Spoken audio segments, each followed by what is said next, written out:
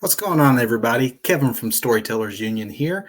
And as hard as it is for me to believe, we are at the end of 2023, which means it's time once again to talk about the best albums of the year. It seems like we just did this, but ready to dive in over the next little bit. You'll find my top 30 and the videos here on our channels. But just as I did last year, before we go into my top 30 albums I think you should stream or purchase, um, we have some honorable mentions. So these are things that either just didn't make the cut, or more often than not, they were things I didn't even consider. Things like box sets or live albums, or things I don't think are apples to apples comparisons as far as evaluating what are the best albums of the year, but they're still very, very much worth your time. So digging right into that, we're going to start with a record that is in that vein of one that has been reissued and expanded, but definitely gives a broader picture of a classic album. That's the Drive-By Truckers, the complete Dirty South. Dirty South was, in my mind, it's the Drive-By Truckers' masterpiece. I know that Southern Rock Opera is preferred by many. It was their breakthrough. It's a fantastic album. It is also a double album, a big concept album. So when the Drive-By Truckers followed that up with Dirty South, the record company said, hey, wait a minute, we're not going to put out two back-to-back albums that are double records. Obviously, that is not great for sales as far as the record company was concerned. So, deferring to their label, the Truckers cut a few songs and edited a few things, rearranged the track listing, and put out an album that obviously did not suffer for it. It is considered a masterpiece. It is the prime era, in my mind, of Drive-By Truckers. It is the quintessential album when you think of them as a three-headed threat and not just the two-headed threat. This was during the time that Jason Isbell was in the band, that brief period of time that he was part of the Truckers.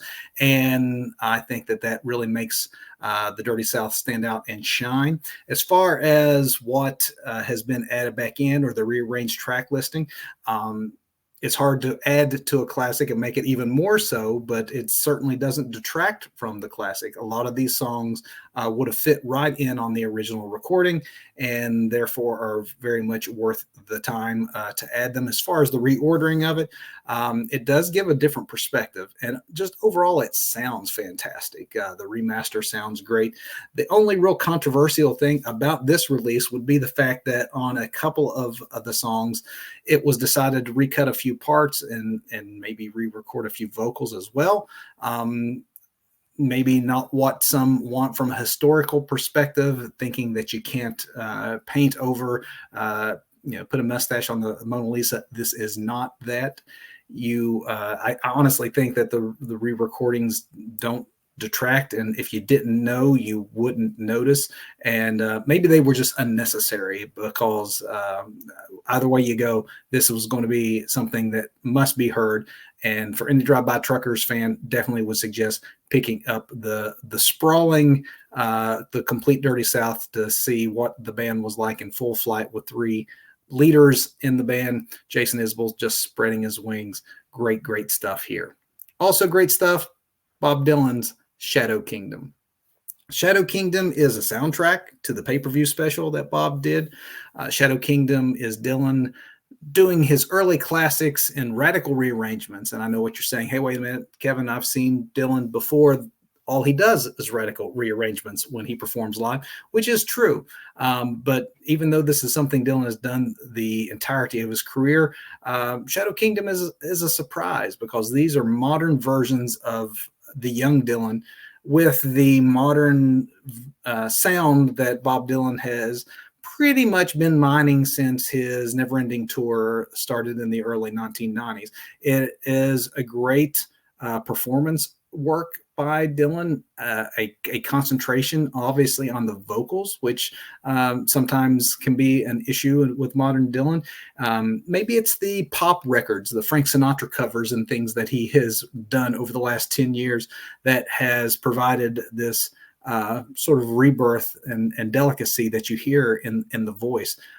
When I Paint My Masterpiece is, needs to be heard in this arrangement. If you've not, any Dylan fan would be very satisfied, I believe, by purchasing Shadow Kingdom. Give it a stream. Sunvolt's Day of the Dug. Um, alt country icons, Sun Volt leader Jay Farrar doing the songs of Tex-Mex music legend Doug Somm. If that right there, as far as the descriptor goes, entices you in any way, this is definitely for you. Should be enough said. If you're fans of either Sun Volt or Doug Somm, it's very reverentially done, but they do some amazing versions of it. It's honestly my favorite Sun Volt project in some time. And if you're a fan of Doug Somm, you can improve on those originals, but you will appreciate the love and care and respect that were put into these cover versions. Neil Young, Chrome Dreams. Neil has spent a lot of the last decade or so getting his archives in order, going through and re-releasing things and tidying up the archives in general. And that includes putting out albums that have been considered lost, albums that were once on the slate, but for whatever reason were shelved at the last minute. There are none that fit that description any more so than Chrome Dreams. Chrome Dreams was pressed to acetate back in '77 and was that close to being released and was just shelved at the last minute by Neil Young. And as such, when those acetates leaked out, it became very widely circulated in the form of bootlegs and kind of grown a legend over time around Chrome Dreams. But when you hear it, if you have not ever heard the bootlegs, you will understand why that legend is very much earned. If you did have the bootlegs, you will appreciate having these and the pristine quality of this release. Most of the songs that appear on Chrome Dreams would appear over the decades. He sort of parsed them out and drips amongst his other releases, but to hear them in their original configuration, the way that he had wanted it to go. You also note that even though some of the songs are familiar, you'll realize they are in re-recorded, they were later re-recorded, and these are the original versions. So you have very early versions that were later redone of Powderfinger and Like a Hurricane. So we're talking like the prime classics of Neil Young, and here they are in their earliest forms, alongside of forgotten classics like Star of Bethlehem that are just sort of under heralded gems. So definitely Chrome Dreams, worth the hype, worth the wait. Also worth the hype and worth the wait is the biggest of my honorable mentions here in terms of just sheer quantity, and that is the massive super deluxe box set of the Who's Next Lifehouse. For those that don't know the story, the Cliff Notes version is Pete Townsend had this concept album. Of course, he was the king of the rock opera when you think of the 60s and late 60s and through the 70s. Lifehouse was a work that he continually struggled with trying to get conceived in the way that he had thought. Eventually, he abandoned it and stripped it for parts, and what was left, those parts, became probably the high watermark, in my opinion, of the Who's whole career, and that's the Who's Next album. Best album they ever did. But to hear what his intended vision was with all of the Lifehouse material added on top of it, this isn't Lifehouse as he conceived it, of course. These are the outtakes and alternate takes, and not the first time we've heard Pete Townsend attempt to do this. He did a solo box not a decade or so ago where he revisited the Lifehouse material. So some of this material had gotten out as part of that. While we'll never hear it in its completed form, this is probably the closest we will ever get to what was going on in the mind of Pete Townsend at the time he was creating and crafting this work. What is here is 155 songs, including 89 never released before. The box it even includes a 100 or so page graphic novel. It's lavish, so it's obviously not a cheap gift for the Who fan in your life, but one that would be appreciated, I'm sure. Definitely worth at least a stream for those who are interested in the Who's work and the backstory to Lifehouse. And if you're a fan of Who's Next, that album, to hear some of these songs in radically different versions, multiple versions of lots of these songs. So definitely the full listen would be for the diehards, but it is worth that dive. Now we're going to move on to some albums that just barely missed my top 30 list. Um, Definitely are to be considered, but I also don't want them overlooked because they, as bad as I wanted to, there are only 30 spots. And I listened to way more music than that this year, as I know many of you who would watch this did as well. So still highly recommend an album by Squid, and that is Oh Monolith. If you enjoyed the first Squid record, while this one isn't as maybe revelatory as that debut, but it's British post-punk in the same vein as that debut, a little more streamlined, but it's still combative and has the same ragged charms of that record. Very surprising. The arrangements don't always go where you expect them to go. Again, maybe not as shocking as it was the first time around, but that doesn't mean that it's not worth a listen. Queens of the Stone Age, In Times New Roman. Josh Homme has always been really good at expressing anger.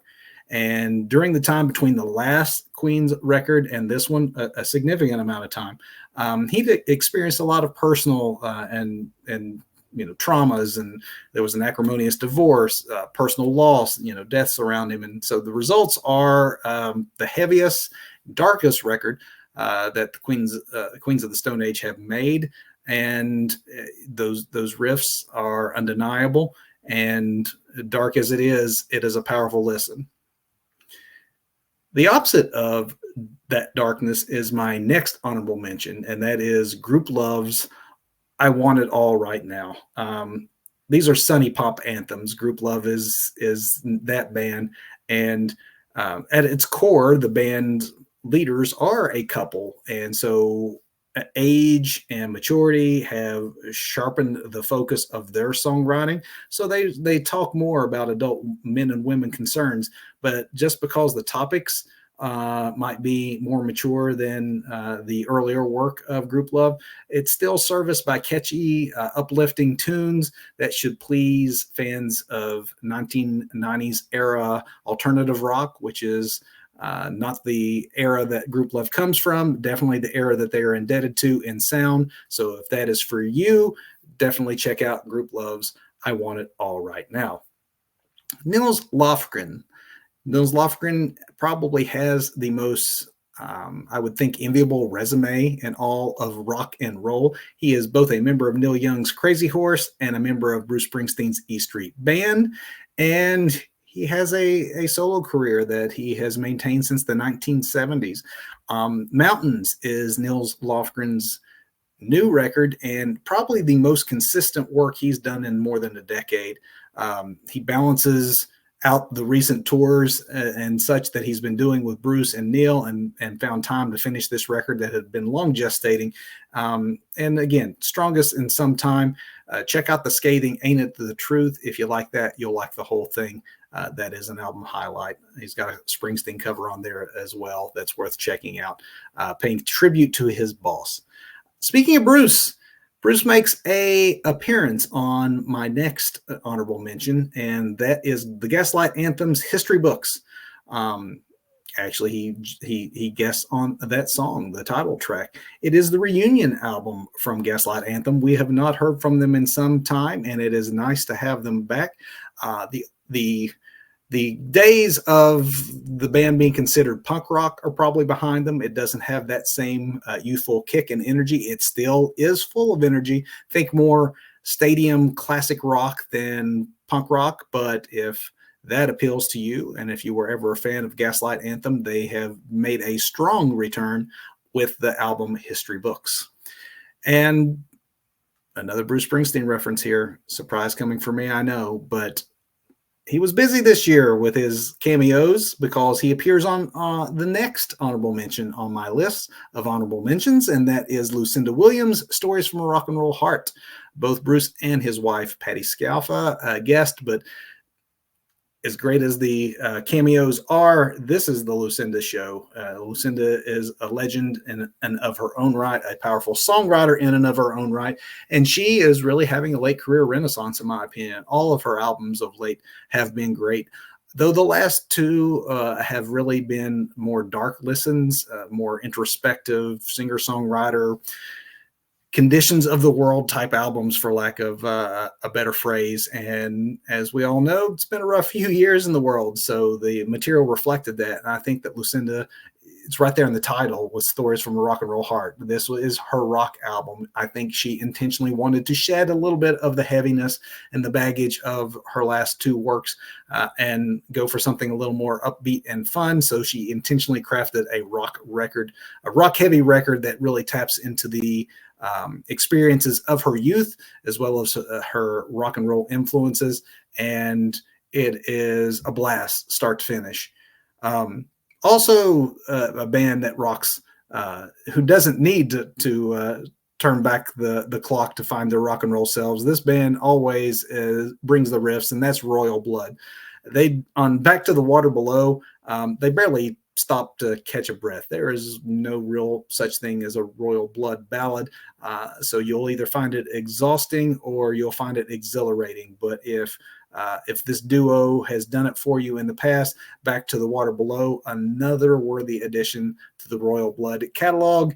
And again, just outside of that top 30, as much as I want to put that and many of these other albums on there, just not the room. Baroness is another band who I would definitely recommend if you like heavy music, and I would love to have found room for this in my top 30 as well, because this record was fantastic. Honestly, I haven't been listening to it long enough yet that I can't say that it wouldn't have eventually made it to that top 30 list, but I definitely have enjoyed it. The album is Stone. It is the first time that Baroness has named an album rather than go with a color theme. Baroness are probably best known for their concept albums and these big grand statements. So to see them actually have an album that doesn't carry that overarching theme, isn't tied to a color, isn't a sprawling double album, that in of itself probably seems odd to those who have followed this band for a while, but it's not a straight up metal record by any means. In fact, they play with different styles of heavy music. They've always been hard to classify. I don't think there is such a thing as a play it straight Baroness record, and they don't do that here at all.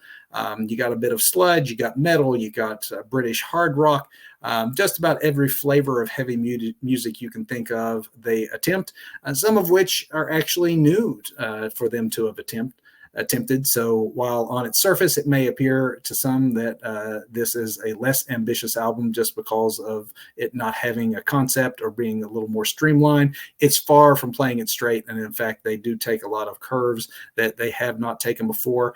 Keeps them out there, though, in my mind, at the forefront of metal and hard rock's most consistently great band. Stone definitely adds to that legacy. Adding to a legacy is probably a good segue for this next entry into my list of honorable mentions, and that is Chris Stapleton. It's easy in some ways to take Chris Stapleton for granted because there really isn't a lot that differentiates his albums. They there aren't the curveballs as I was just talking of with Baroness there. You know what you're going to get with Chris Stapleton. You're going to get some duets. You're going to get guest appearances. You're going to get a couple of rockers, but you're going to get a lot of ballads. This one definitely leans maybe a little heavier on the ballad side. So if you're more a fan of that, this will be for you. If not, you might wish the ratio was a bit different, but still, it is just another strong a consistent entry into Chris Stapleton's catalog. Just because someone's consistently good at something doesn't mean you should take for granted the gift that is the talent of a Chris Stapleton. Soulful country, it already sounds like a classic. Every song will remind you of a song that you love from country radio's past, I'm sure. It's definitely, for fans of Chris Stapleton, you will not be disappointed. There are not diminishing returns here with the formula. If it's not broke, why fix it, right? Black Pumas, Chronicles of a Diamond. So there is nothing on Chronicles of a Diamond that is as catchy as their breakthrough hit Colors, but that is not a reason to sleep on this album. I think that it maybe was overlooked in 2023 because it didn't have that same breakout hit that was everywhere. But I think that overall it is more consistent even than their debut. So it is a swaggering psychedelic soul workout that will get you moving, and I recommend Chronicles of a Diamond. And my final honorable mention is King Tuff, Small Town Stardust. If you're familiar with King Tuff, you're probably right now thinking heavy riffs, 70s glam rock, because that's how they made their bones. And you will be taken aback when you put this album on, and the first thing you hear is what seems to be almost a film score, a swelling orchestra in the background. And that is not a one-off. That is a good intro into what it awaits you on the rest of the record. It is very pop based. He goes from the riff heaviness of his all of his other work, instead shows off a singer-songwriter side. And so some may at first scratch their heads if you were expecting one thing and getting another. But what you find with this more mellow approach that doesn't rely so much on guitar is that it still works like a charm and reveals additional layers to what King Tuff is able to do, and maybe where they'll even go in the future from here. And with that, that is throwing a lot of honorable mentions at you. As I said, I listen to a lot of music. I know a lot of you are also big consumers of music. And so I don't want to think that there are only 30 albums you need to hear this year, because there are way more than that, many of which are box sets or remasters or collections that otherwise I didn't even consider for my top 30 list. I hope you will give these honorable mentions the attention that they deserve, but we are going to get to the top 30 of what I think are the greatest albums to come out of 2023. And we'll be starting that list in the next video. I hope you will join me and stay with me until we count all the way down to number one. Appreciate you guys for tuning in, and please let me know in the comments what you think of any of these albums. I'd love to hear that, as well as your own recommendations, and I'll see you in the next video.